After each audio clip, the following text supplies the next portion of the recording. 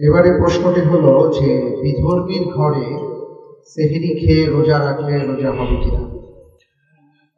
বিধর্মীর ঘরের সাহরি খেয়ে রোজা রাখলে রোজা হবে কিনা।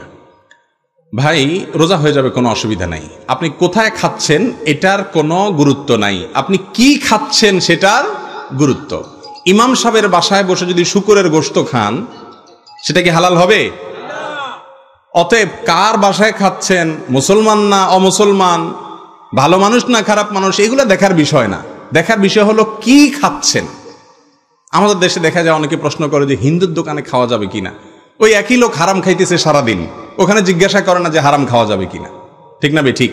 ভাইরা আমার, হিন্দুর দোকানে বা অন্য ধর্মের মানুষের দোকানে বা তার বাসায় খেলে কোনো অসুবিধা নাই, জায়েজ আছে। রাসূল করিম সাল্লাল্লাহু আলাইহি সাল্লাম নিজে ইহুদিদের বাসায় খাবার খেয়েছেন, তাকে দাওয়াত দেওয়া হয়েছে, এজন্য এটা নাজায়েজ নয়। তবে হ্যাঁ, আপনি কি খাচ্ছেন, হারাম খাচ্ছেন কিনা, এটা হলো মূল বিষয়। জি।